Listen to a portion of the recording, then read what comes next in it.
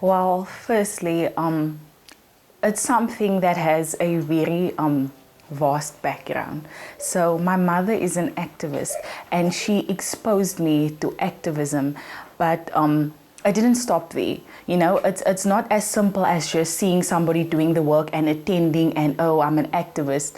No, it's actually when I stepped out and I saw, but there is an actual need for intervention, and I felt that I could actually help make a difference in society, and that is where I actually started dwelling into this. I started to work for a farm worker organization led by women, and then she grew up in the struggle. When we were responding to evictions, when people lost their homes, their livelihoods, their jobs. And she's always been there. And so she's seen me going out and helping people, and then she would ask lots of questions. She was always curious. So, Mommy, why are people evicted? Mommy, why is it like this? Mommy, why do the homes look like this? And so she had a thing of this injustice. So from a very young age, she became aware there's inequalities and there's injustice. Yeah, Amber's a very straightforward person. That's something I learned, that she would, when there's a challenge, you know, she can deal with it. She knows how to deal with conflict. She can mediate. She can sort a problem just there. It's the line of my work. And I see that she does that perfectly, where I sometimes felt that I won't be able to do that in that way. She just come and she do it in that way, and then the problem is resolved. So she's also teaching me that sometimes you need to draw a line. So I can draw a line, but sometimes it's not so easy for me. There was no measures put in place for the people. So had it not been for certain organizations, we wouldn't be able to help people. We started a soup kitchen as well.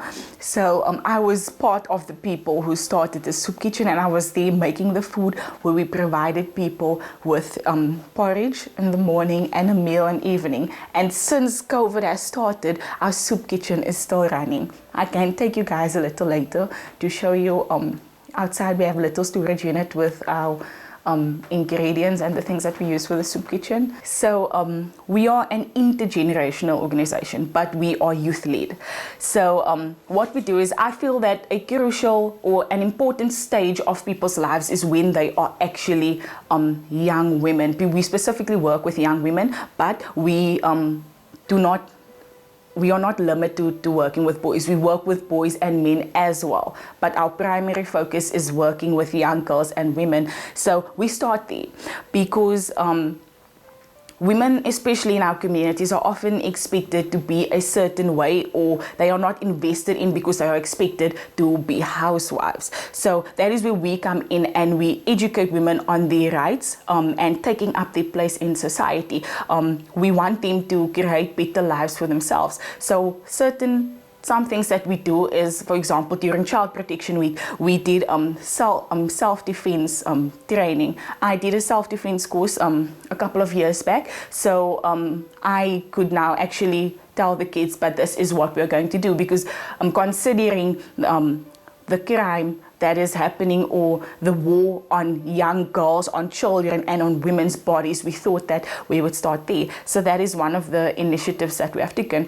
We have also we are part of or SCAT, the Social Change Assistance Trust. They are one of our funders. So what we do is we have a youth bank project. So here it promotes entrepreneurship to not just better our livelihoods, but also for those in our community. So it's giving back to our community. So what we do is we raise funds, and the money that we generate, SCAT matches that by 5, and this we call a grant making project. So the money that we've raised and the money they have matched, we put out pamphlets and we put out statements for people to apply for funding. They need to send in proposals, but this the proposals that they're sending, or the reason why they need the money, is actually for them to create something in the community, something that will help uplift the community. So that is one of the projects that we are currently doing.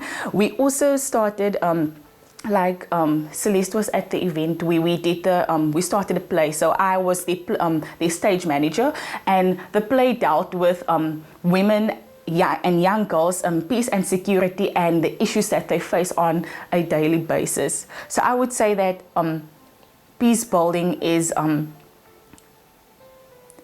building our community into something where we are free, something where people experience genuine pure peace, where there is no violence, where there is no crime. Well, should we move towards a non-violent society? The reality is that everybody has different opinions. We won't always agree to the same thing. So we will often be faced by conflict. But a peace builder can also be somebody who intervenes, who mediates, and keeps the peace between people. How we can have conflict in a healthy manner, because conflict is not always bad. It's also something that is healthy. It's also something that grows relationships. If we can, sometimes we need to set our differences aside. Sometimes we need to compromise, and that can also be the role of a peace builder in the future. My name is Julius. I'm a young woman peace builder. I thrive for peace building in my community.